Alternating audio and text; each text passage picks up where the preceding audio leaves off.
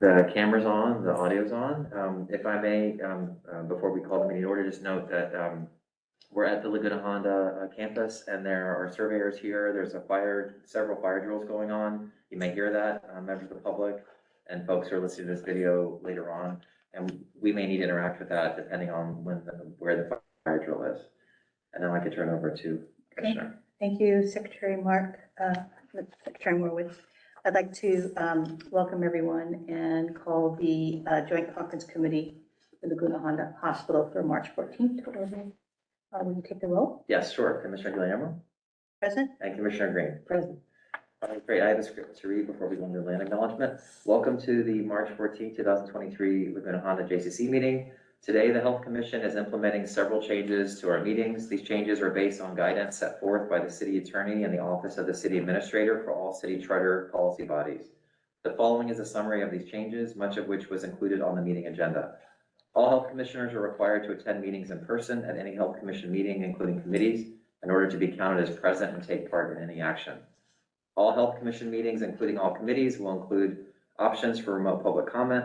The Health Commission has decided to go beyond the minimum requirements and offer visual and audio of each commission meeting, including committees, in an effort to ensure that the public can participate.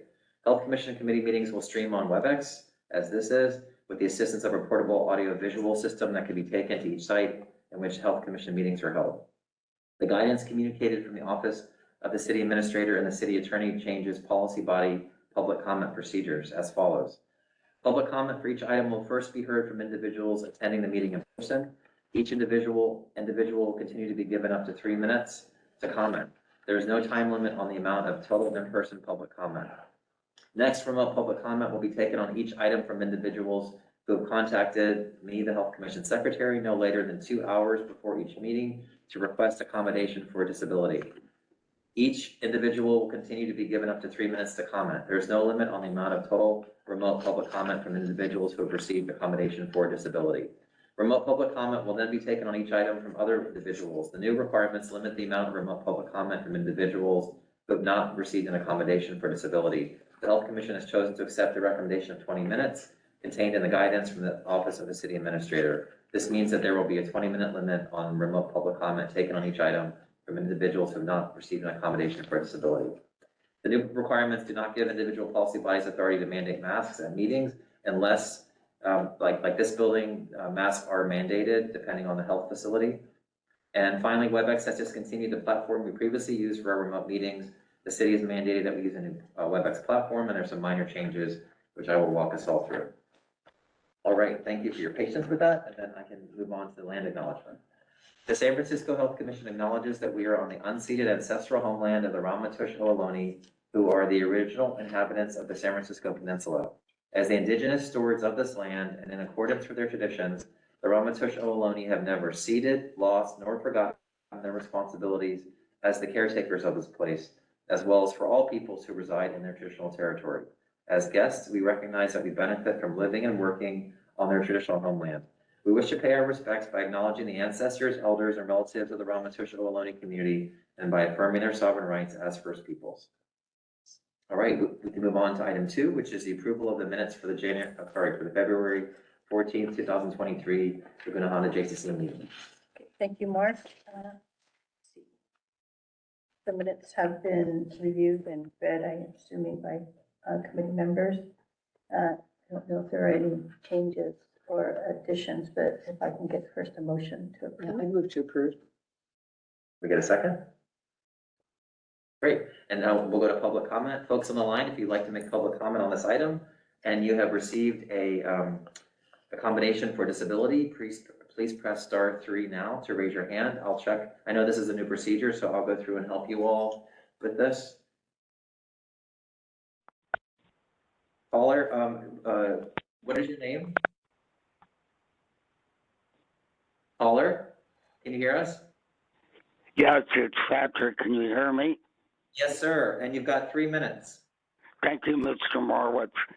It's good seeing in these meeting minutes my comments on the approval of the January 10th meeting minutes. As I testified on February 14th, the Laguna Honda Restorative Care Program which won an award, was a concern to the U.S. DOJ in 1998 because of the actual harm, although not immediate jeopardies, caused to residents, resulting in their functional decline and loss of range of motion. But of concern, while these minutes include my written comments from February 14th, there was no discussion by any of the health commissioners or Laguna Honda staff president, including the guests, Geraldine Mariano. This is patently ridiculous. Why has Chief of Rehab Services, Dr. Lisa Pasquale, not taken ownership of the very restorative care level 1 program in her own department?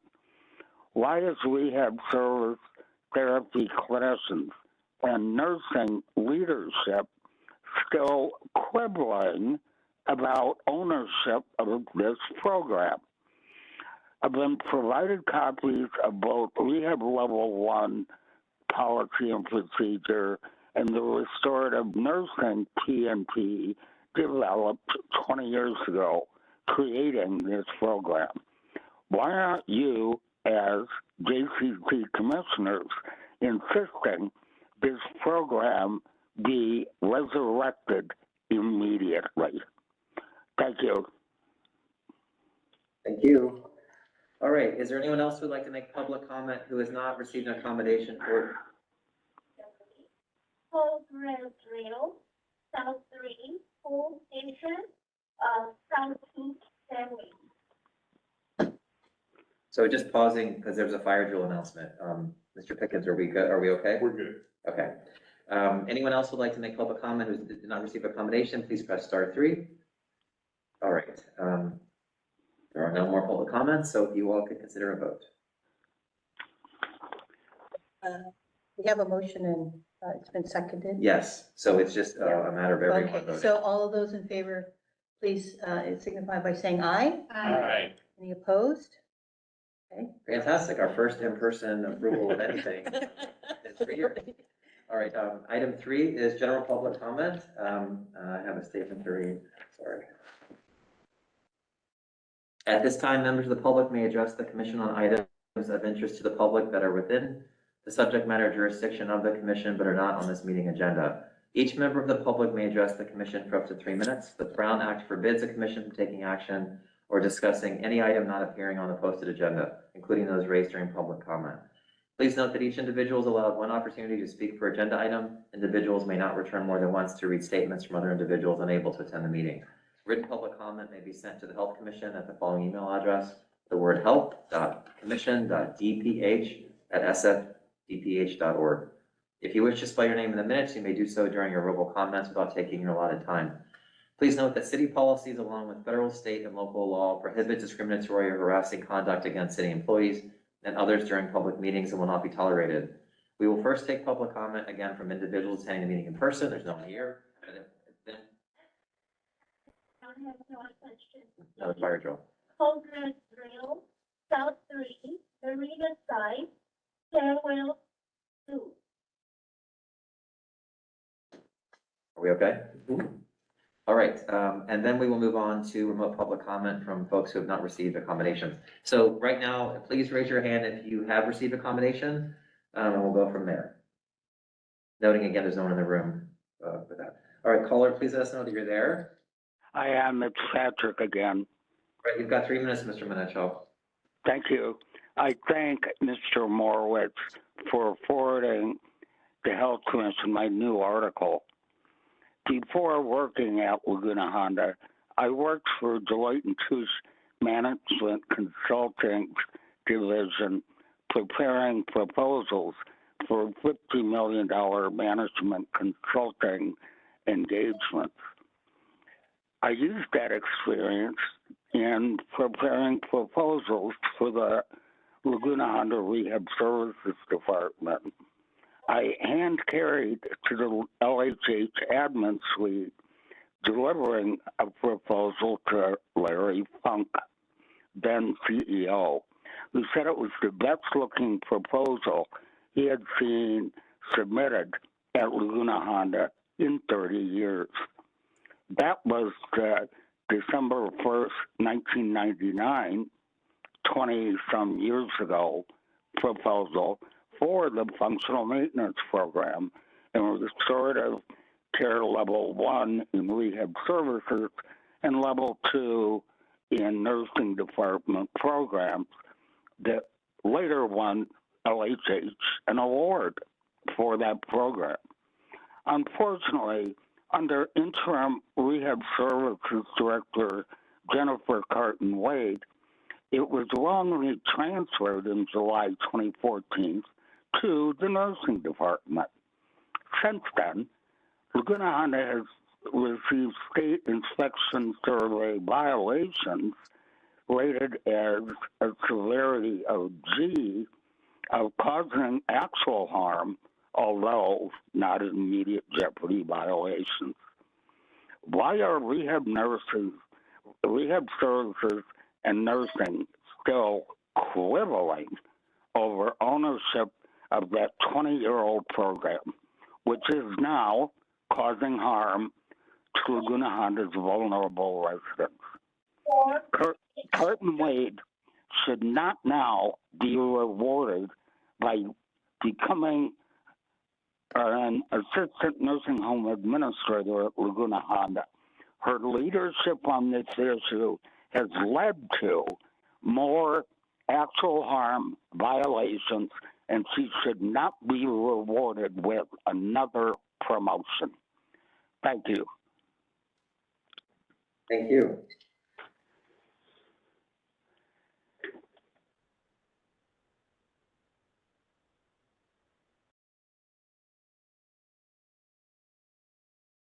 Hi, this is Dr. Palmer. I'm concerned that the increased complexity of giving testimony is discouraging input from the public, and I implored you to keep working on it and keep it as simple as possible. I had difficulty with both the WebEx and the phone testimony today, and it's just more complicated than it used to be. The other thing I wanted to say is that in terms of nursing homes in San Francisco, it's extremely important that the Health Commission and the public be really on board about what's going on. We are at risk of losing more nursing home beds than ever. I've just gotten word that Heritage Nursing Home, which is 24 beds, is shutting down, and that St. Anne's Home, the Little Sisters of the Poor, is at risk. And so it's more important than ever that for this extremely vulnerable population of people that may not be able to vote and advocate for themselves, that the public be involved. And it may be that it sounds like you're going to need to have a Proposition Q hearing on Heritage, and that needs to be researched, and that we may again need to take a public look at the Health Commission of the number of nursing home beds that are available, because it's less and less. And this is in an aging population, this is really an unmitigated crisis. Thank you.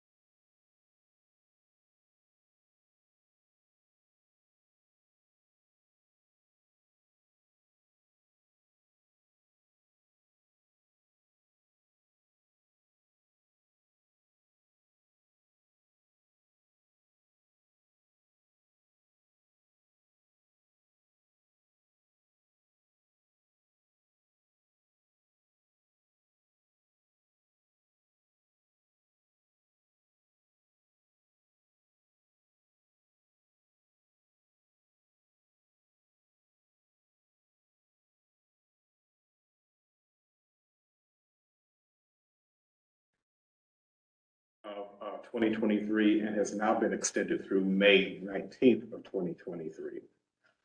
Next slide.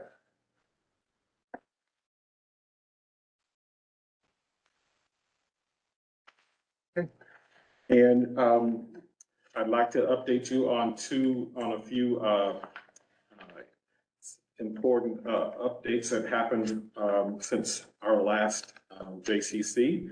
On February 24th of this year, under the leadership of San Francisco Mayor London Breed, Laguna Honda and the Department of Public Health with Health Director Grant Colfax hosted U.S. Department of Health and Human Services Secretary Javier Becerra for a tour of Laguna Honda. During the tour, the Secretary had an opportunity to meet with residents, staff, our union leadership, and family members. He visited the rehabilitation department and our neighborhood North 4, where he actually saw firsthand many of the improvements that we've made over the last 8 months. He particularly spent a lot of time reviewing what's called the huddle board. This is a board that is on every nursing unit where we display the most current operational metrics and indicators on our path towards recertification. So it shows how not only is the entire institution doing in terms of infection prevention and control, hand hygiene, but also at the unit level, how is that particular unit performing? It also shows the areas of focus that we're focusing on that were identified in previous not only surveys, but the root cause analysis. And so, for example, we display where are we in terms of wound care, again, not only at the institution level, but also at the unit specific level. It displays where are we in terms of our journey towards becoming a restraint-free organization. Because one of the new phase 3 CMS requirements was a redefinition of what is a restraint for residents. So in the old days, we didn't consider bed rails to be a restraint. Well, in the new days, they are. And so the challenge is how do we adapt our thinking to comply with the new regulations so that our residents are able to maintain their right to freedom of movement, but at the same time being safe and not falling on beds and wheelchairs. So the Secretary was most intrigued by that visit and that display of frontline information in terms of operational and clinical performance. Next slide.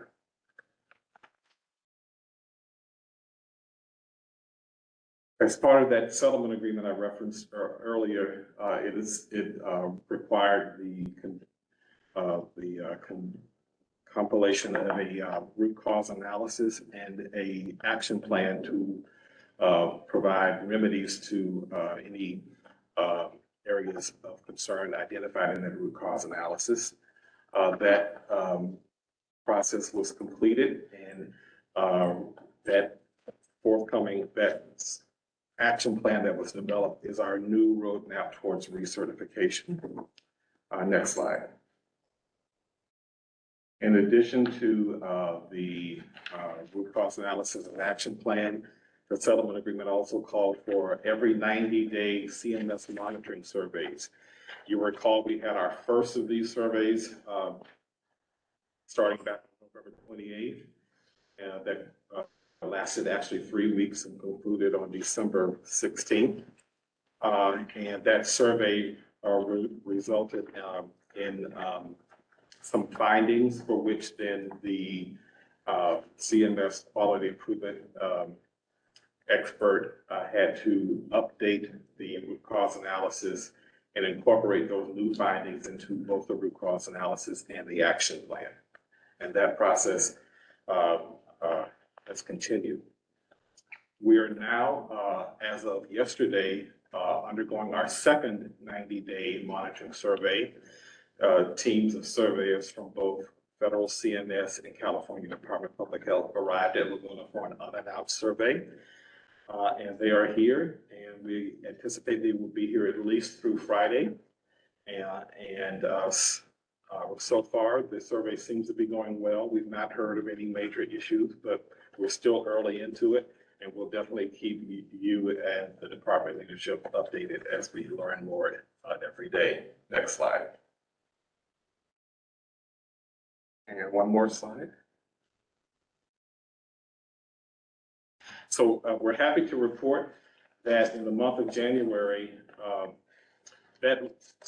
the action plan actually has a total of 456 milestones, individual activities that must be achieved and completed fully by May 13th in order for us to be in compliance with the terms of the settlement agreement.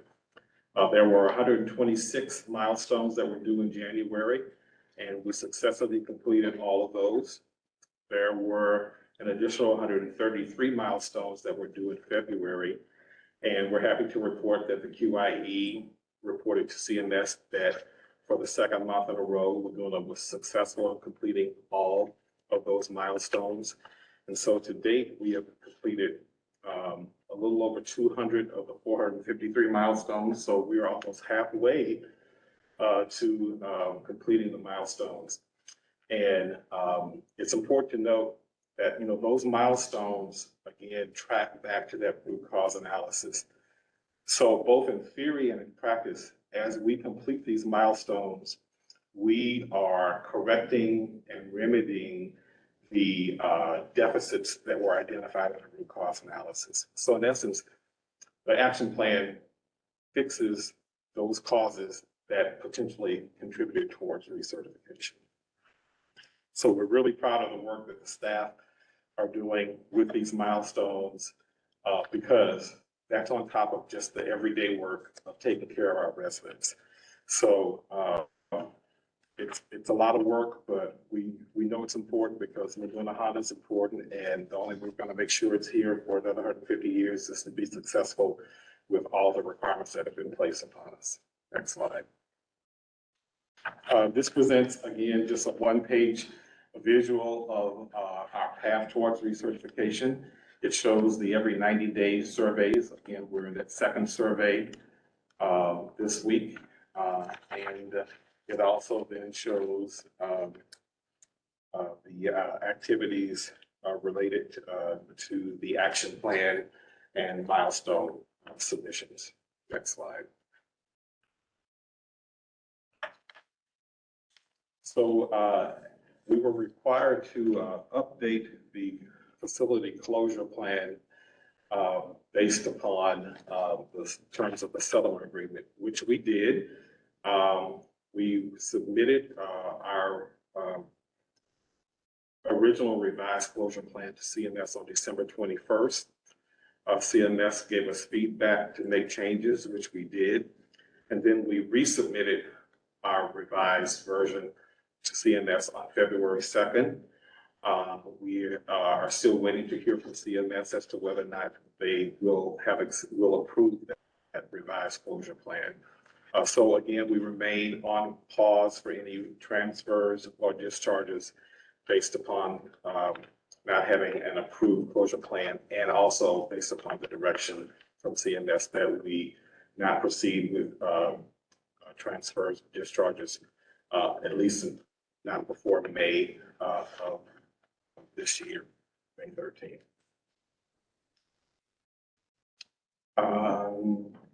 And I'd like to really highlight some positive developments for Laguna Honda.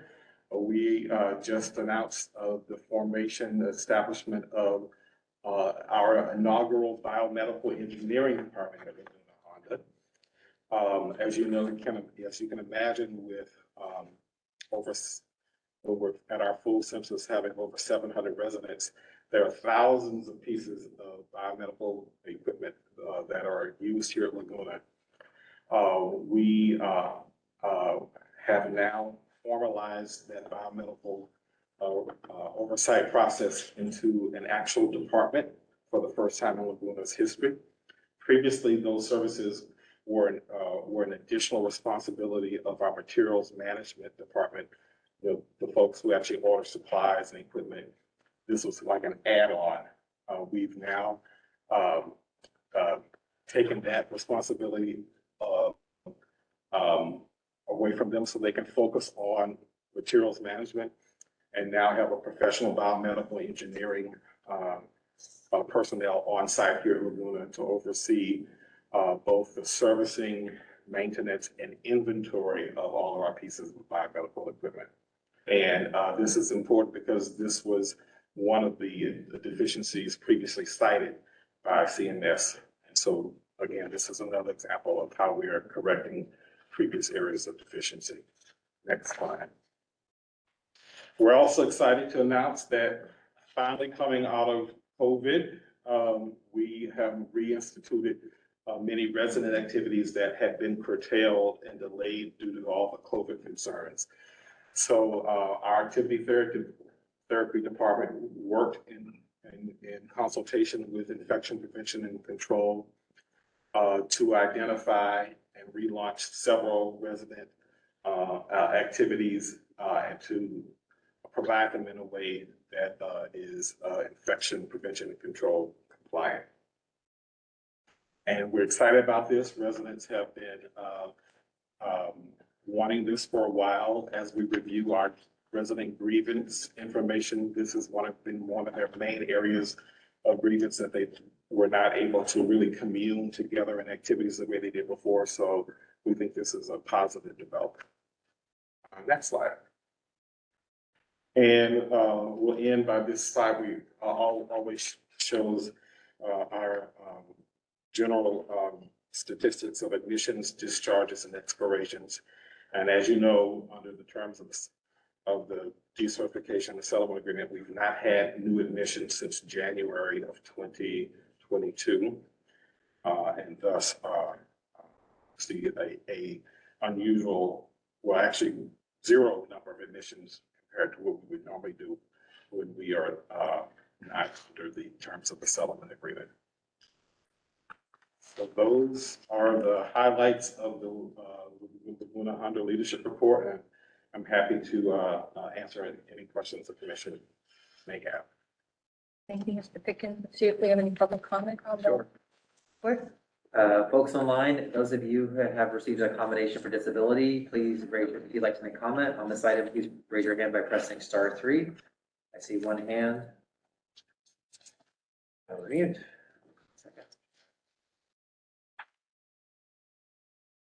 Right, Colin, are you there? I am, Mr. Morowitz. It took a minute for the system to tell me I was unmuted. Slide number 10 of Mr. Pickens' PowerPoint presentation continues to assert CMS still hasn't approved and accepted Laguna Honda's revised closure plan, with the additional corrections CMS requested on January 13th and January 18th finally submitted to CMS on February 2nd. It's inconceivable that now, 6 weeks after the requested changes were submitted to CMS on February 2nd, the CMS and CDPH still haven't approved that revised closure plan. I submitted a formal complaint yesterday with CMS and CDPH asserting that once again, Pickens, Laguna Honda, DPH, and this commission may be once again violating paragraph 41 of the settlement agreement that requires all parties and signatories to the settlement agreement to release documents under federal FOI law and or local ordinance. After all, patients need to see what that revised closure plan is contemplating so that their families and they can decide what to do about their potential for being transferred.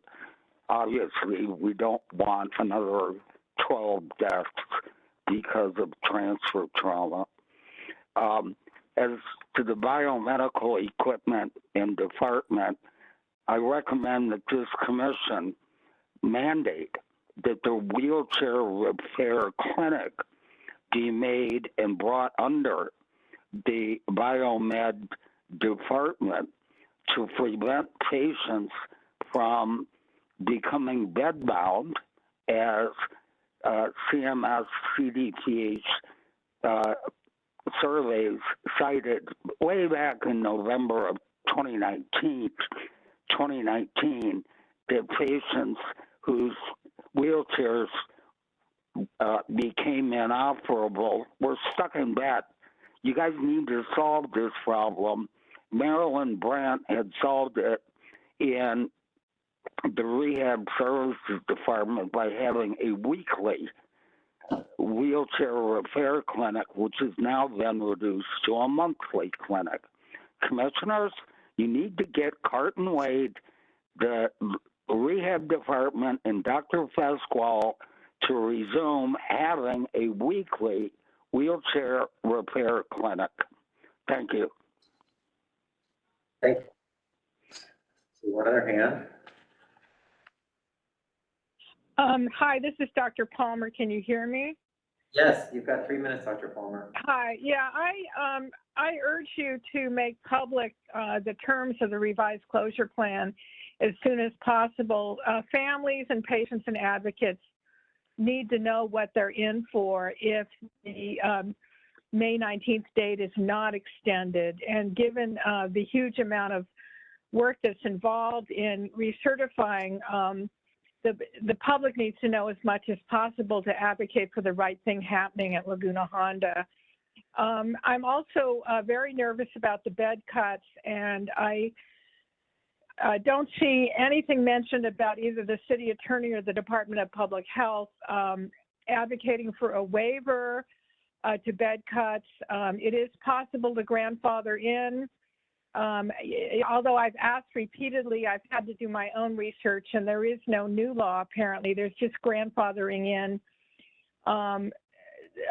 beds that were built before 2016 if there is a risk to life and health with cutting them.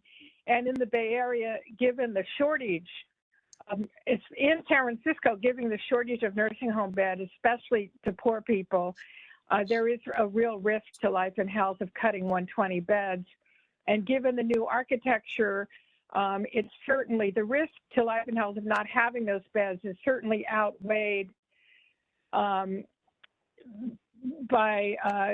the space isn't good. I mean, there's not a risk to keeping those beds because it's modern architecture, it's spacious, and infection control needs can be met. And so I would like to hear what you're doing about keeping those beds. I know it's in addition to the work you're already doing, but we can't afford to lose them. And it seems like both things need to be approached at once. Thank you very much. Thank you for your comments. Anyone else who has not received an accommodation for disability would like to make a comment on this item, please press star and 3. Star and 3. All right, I see no other hands. Okay, thank you, Secretary Morris. Now I'll open it up to any questions from Commissioner Committee members. So I just have one. I was wondering if, having worked with QIE people for a while, whether they've given you any temperature read about how this survey might go. I mean, they've certainly been evaluating things, and it sounds like they're very positive. Is that the kind of feedback, kind of weather report you've gotten? I mean, I know and how does that compare to the feedback from the prior survey? In other words, are they more encouraging this time? Yes, great question, and the answer is yes and yes. Prior to the survey starting this week, our feedback with the QIE was that they feel that we should do very well. They feel that they definitely, as the QIE, see progress, considerable progress that has occurred since the time of the first monitoring survey. So, in fact, we had the discussion that, all the training, re-education, training, orientation, and focused performance improvement activities, that we should fare much better this survey than we did the first one. Although we have, again, we've got another 200+ milestones that have yet to be completed and that aren't scheduled to be completed until the end of April, May. Still, so that means we still have more work to do. Our task is not complete, but we're very well on the journey, and and I also agree with their opinion that we should fare much better this time than we did the last. Wonderful. I don't know if anyone else. I heard, I didn't know as maybe. Yeah. Probably has the Yes, would you front row please? seat. We move over so I'm in better position. Yes. So the camera can hear you and the commissioners can hear you. No problem. Good evening, everybody. I would just echo Roland's sentiment. I think that there's been an incredible amount of progress and improvement. I think it's been noted by the QIE, and I think also we saw it in the first day of our survey. The surveyors, as they're coming to do this second monitoring review, they're looking at prior deficiencies. They want to see the improvement, right? And so that's their benchmark. And it's so wonderful to see staff speak to the work that they've been doing the past 2 months in response to those prior deficiencies. And it's showing in the feedback that we're getting in the QM side from the surveyors. So there is improvement, and we'll hopefully see good progress throughout. This may be a naive question, but, we're not at the, I guess you said 456, and we have a timetable for that. So they're not holding that against us, right? And we have certain things we're going to complete in March and April. And just because they're still pending, there's a complete understanding that there is an action plan in place, and not completion does not mean that they should demote us in any way, right? Yes, although, what they shared is they see completion of those milestones as documentation of proof of forward progress. Uh-huh. Now, to the credit of the QIE and our credit, we structured those milestones to be cumulative and reinforcing. So that many of the January and February milestones were precursors to additional work that will occur in March and April. And so to that extent, I think we'll avoid a scenario where we could be seen as not having completed something, because we were very intentful in terms of how we structured those milestones. Thank you for that. That makes a lot of sense. Thank you for the clarification. Really appreciate that. Great, thank you, Dr. Green. I had one quick question on the resumption of the hospital-wide activities.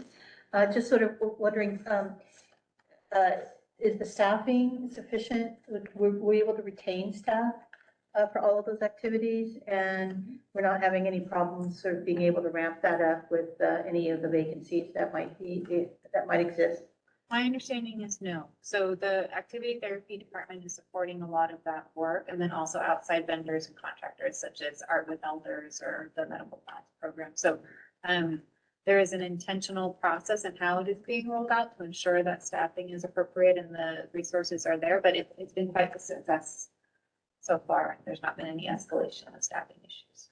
Great, I'm really glad to hear the resumption of those, and I'm just sort of related to that then. Given that there might be outside folks that are coming in, what are they subject to in terms of training or any of the issues that might put some of the milestones or some of the things that we are trying to achieve at risk with regard to recertification? That's a great question. So actually the state operations manual has a subsection of training requirements that must be put in place for any vendors or contractors that come in. So there are roughly about 6 trainings at a minimum that they must complete at a minimum annual basis to be a volunteer contractor vendor here on site. So all the individuals who come here, they'll complete, for example, a communication training or HIPAA training or abuse training, right? Because they're mandated reporters once they're here. So they do that at a minimum annual basis. And we also make sure that they comply with all of the infection control requirements. Yeah, because we would hate to see any backsliding Correct. Yes. from folks that aren't necessarily trained internally, sort of on a scheduled basis that we have. Right. Because we're trying to do, the right thing for our residents by opening up these activities, but then also potentially putting them at risk or putting Laguna Honda at risk, because folks aren't necessarily monitored or trained with regard to some of the things that we're trying to remediate. So I want to make sure that that's, top of mind as well. Great. No other questions? Great. So I believe there are several items that we're going to touch upon and take public comment but not present because of the survey work. And item 5 is one of them, the hiring vacancy report. It's on the website, it's in your packets. And I don't believe we're going to have a presentation, but we can take public comment and then note any questions. So is that correct? We'll just go to public comment. So folks on the line, if you'd like to make comment on item 5, if you have received an accommodation for disability, please raise your hand. I'll mute you. Please let us know you're there. Hello? Yes, it's Yes. Patrick. Can you hear me? Yes, sir. You've got 3 minutes. Okay, I was having trouble with the WebEx thing again. It's unfortunate we're not going to hear the hiring and vacancy report today, specifically around the issue of how well you're doing recruiting a nursing home administrator and an assistant nursing home administrator. You should be giving us some sort of update every month or during the full health commission meetings about what kind of progress is being made and or whether you had to enter into a new or an extended contract with a consultant to provide nursing home administrator staff. I thought the HSAG contract was already doing that, but it seems as if the action plan says that you may be having to hire an additional consultant to perform nursing home administrator functions. So you owe it to the public and Laguna Honda's residents to provide an update on the status of that hiring. Thank you.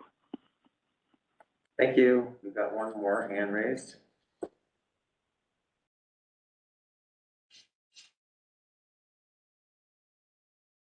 No, I didn't mean to speak. You can put my hand down. Okay, thanks. All right, those are the only hands, or those are the only people who had their hands raised. Okay, thank you, Secretary Moritz. Are there any questions from the commission? I just had one, but if you can't answer it, it's fine, which is, I know last meeting you mentioned that there were some nurse manager positions open and that charge nurses have done very well to step up and fill in the need. Is there any action plan or any thought about how you'll kind of balance elevating charge nurses to managerial positions versus training new people to be charged? I don't know how pervasive the problem is, but maybe no one in here is, has that responsibility. But it was encouraging to hear that charge could do these other jobs, but also wondering if, as I look at the vacancy report, whether you guys have any concerns. So again, sorry, we don't have Tara D'Antoni here. Okay. Well, she's the chief nursing officer. But we are always looking at an opportunity to utilize our in-house folks first. And so when we do have charge nurses who have shown they have the capability to step into the role of nurse managers, they'll always be our first kind of line of defense. And then if we can't fill the vacancies, then we'll go to a more external recruitment process. So I think hopefully we'll have everybody back at the table for our next meeting, but we can definitely follow up in terms of specifically what's being done for the nurse manager recruitments. Great.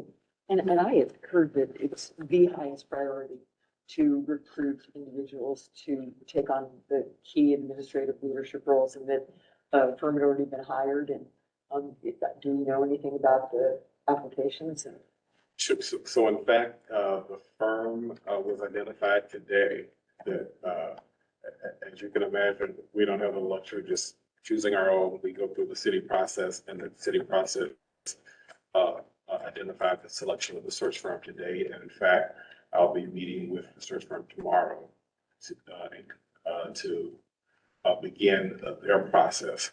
But we didn't wait on that. We actually posted the position over a month ago. There have been several applicants, and so those applicants will now be referred on to the search firm to go through their vetting process. And then they will come back to us and present to us if the candidate pool is sufficient with qualified individuals, and then we can begin the recruitment interview hiring process. Oh, that's really good news because, obviously if people are already applying without any headhunters being Right. involved. That's very encouraging news. Thank you for letting us know that. I'm happy to hear that, although I do know that the process of screening, vetting, setting up interviews and all of that still might take a few more months, especially with the kinds of qualifications that we're looking for in the uniqueness of San Francisco. But glad to hear these steps have been taken and that we've got some forward progress finally. Great. Let's move on. Yep. Great. The next item is item 6, the regulatory affairs report. Again, we will not hear the report, but we will take public comment and take commissioner questions. So if you've received an accommodation for disability and would like to make a comment, let's do that first. Item 6, again, regulatory affairs report, press star 3.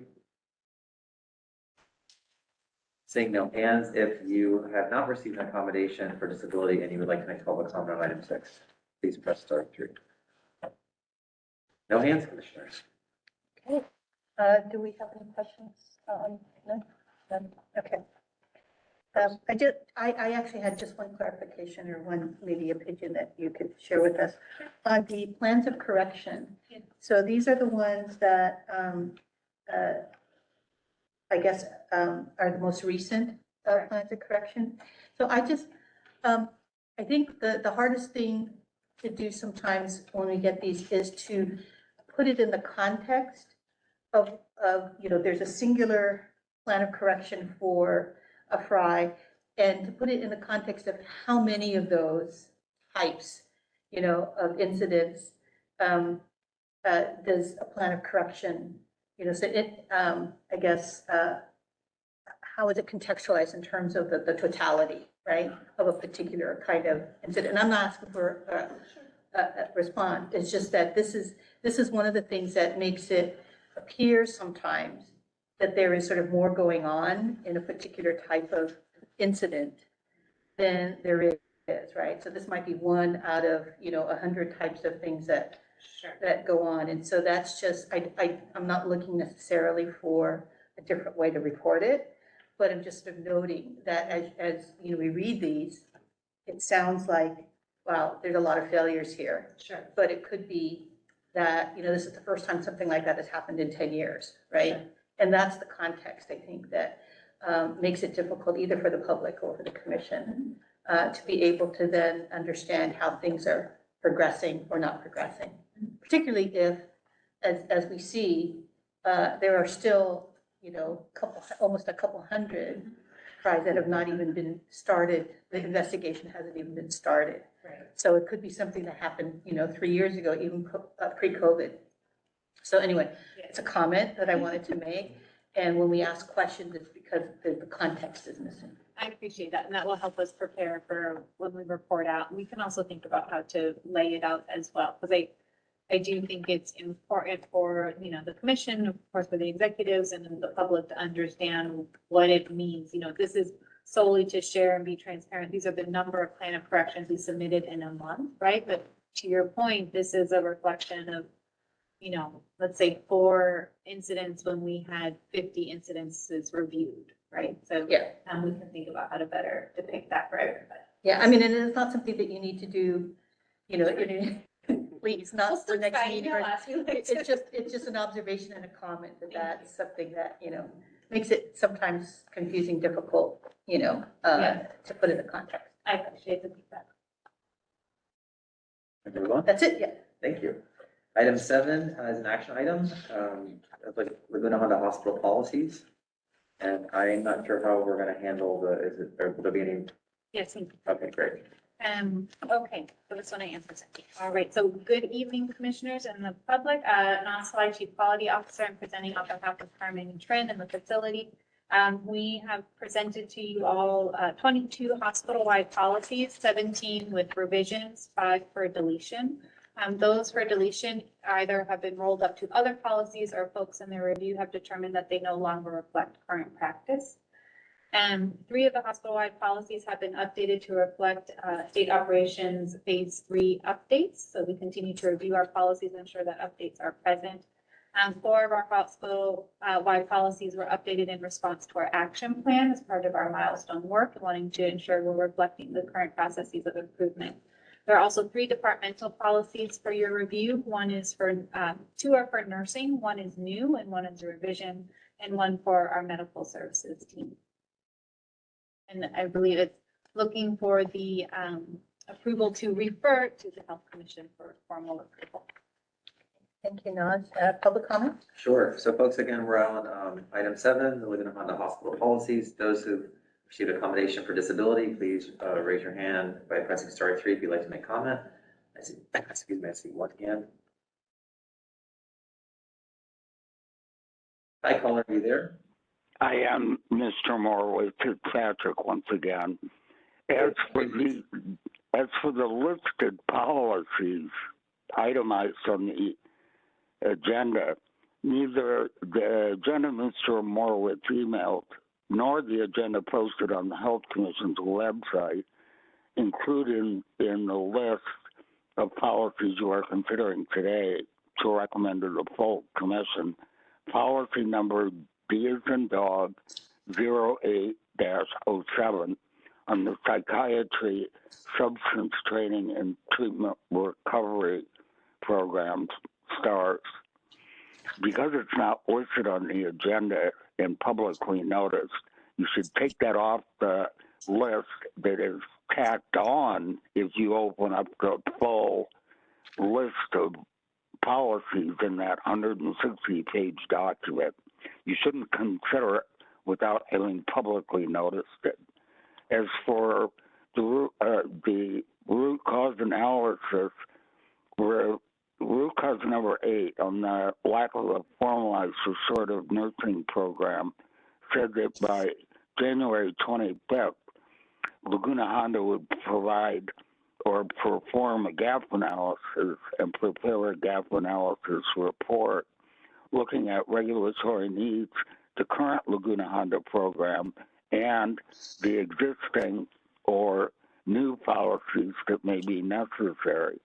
Milestone number 2 said that the current restorative program would be updated by February 8th with a scope of services program document. So neither of those reports have been made public, although I'm going to place and I'm placing orally public records requests for both reports today, and I'll follow up in hard copy. But why hasn't the Health Commission brought those policies forward in the 2 batches of policies that you considered previously and considering today? That policy, if it really needs revising, should be brought forward immediately. After all, I obtained both the nursing restorative and rehab services policies that were exemplary when you created the program 20 years ago and then went on to win an award for that program. So what is the delay with the Health Commission considering whether you need a new policy to replace the current existing policies? This is ridiculous. Thank you, sirs and ma'ams and everyone. So Mr. Minette-Shaw is correct. I didn't realize the agenda was different than the policy. So when you all vote, you can only vote on what's listed on the agenda, and I will forward that to when we do the full commission, it'll be the same list. And let's note that just for that we'll do that for next month's. Commissioners, any questions or comments? Thank you, Mr. Moritz, for noting that, and for Mr. Minette-Shaw raising that to our attention. Any questions? I know that there were a number of questions submitted, and so particularly for Commissioner Green, if there's something you can sort of verbally that you'd like to sort of point out, please do. some of the questions were just technical, really. I guess none of them really need to be discussed, I think, in this meeting. But the only one I wondered about, and again, this is procedural, is, there's a point at which, people who were gonna call a compliance hotline, when one called it, it goes right to CDPH. And that made me wonder a little bit, because if somebody is reporting abuse and it goes to CDPH and we don't know about it first, I just for fun made a few of those phone calls, and it was the 855-729-6040. And it says we went directly to DPH, and it said if you're calling to report, any abuse at Laguna Honda, please hang up and dial the California Department of Public Health. And it gave the CDPH phone number. So I don't know if we really, I don't know if that's protocol. I understand they also need to be notified, but with everything going on, I got a little nervous that something might get to them before it gets to us. So I don't know if that was just a mistake or I misinterpreted it, but that was really the only thing that struck me. The rest is very much, technical questions that are just for your consideration, not for anything else. I can try and then. Sure. So my understanding is we're required by CDPH to list specifically their number and also the ombudsperson's number, so that any individual can make that anonymous report.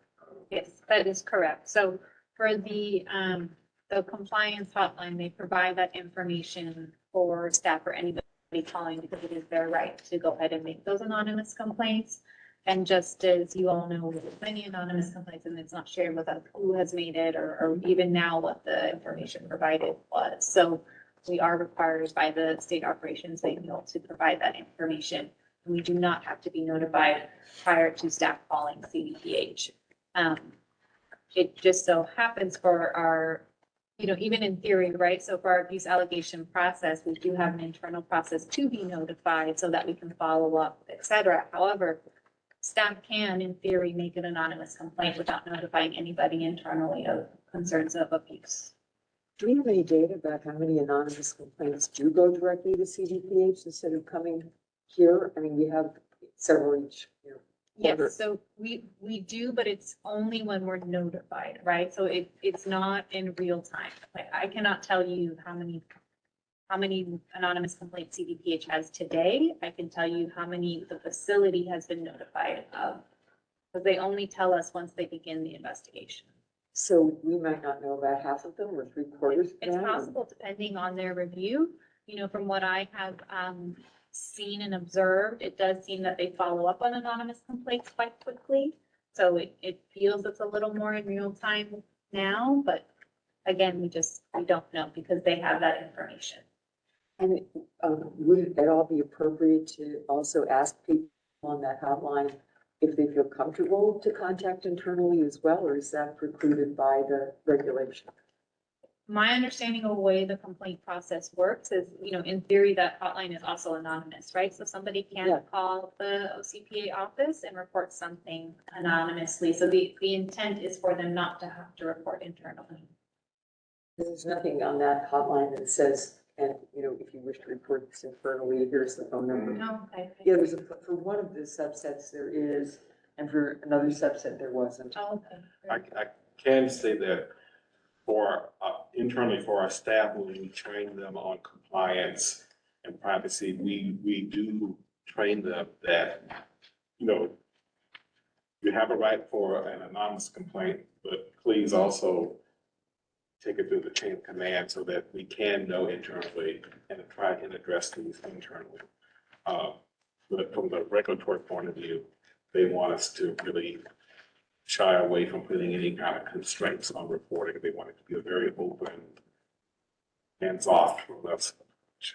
And so we're not, there's that whole turnaround time about reporting anything that comes directly to us, but sometimes it's night or weekends.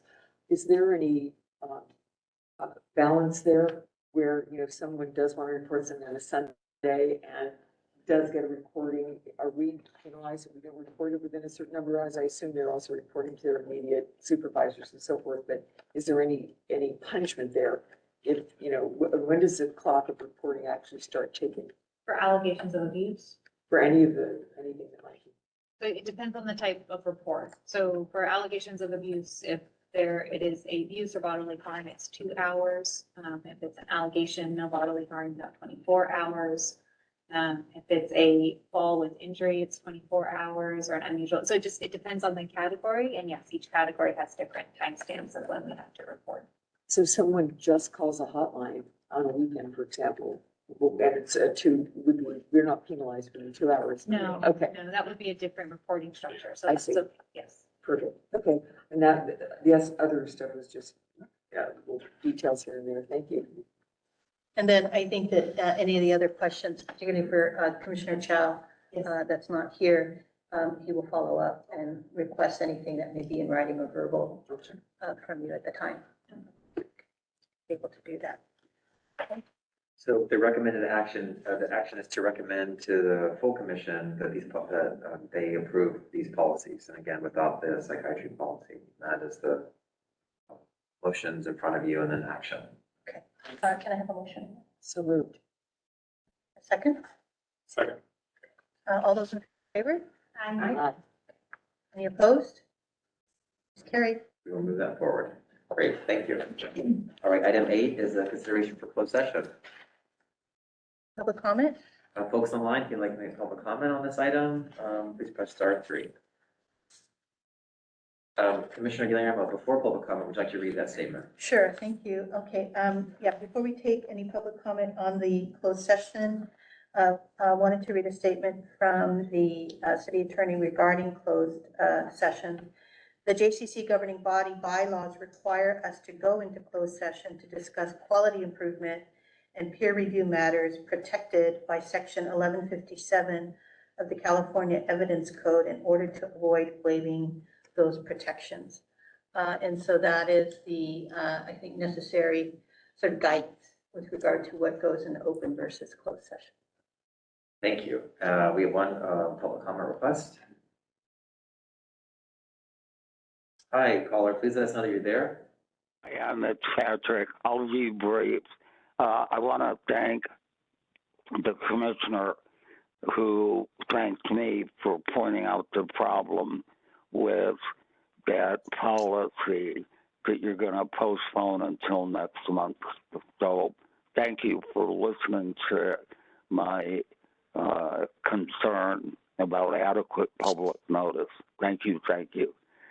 Unfortunately, I am disappointed in the city attorney's opinion that you just read off regarding closed session. It sounds to me that because Commissioner Chow had been ostensibly supportive of moving some of these reports from closed session to open session, that you go back to the drawing board with the city attorney and consider changing your bylaws to the extent the California Code allows you to do that, so that you can present more of these reports in open session. Please consider strongly altering your bylaws, and please keep us updated about how that may or may not progress. Thank you so much, and you all have a great evening. Okay, that's the only public comment on this item. Thank you for your comment. And now if I have a motion to go into closed session. So moved. For a second, or do I second? And a vote. Okay, yes. All those in favor? Aye. All right, thank you. Give me a few minutes to move in. Folks on the line, we're going to go into closed session. You won't see or hear us, but we will be back if you would like to wait to close out the meeting.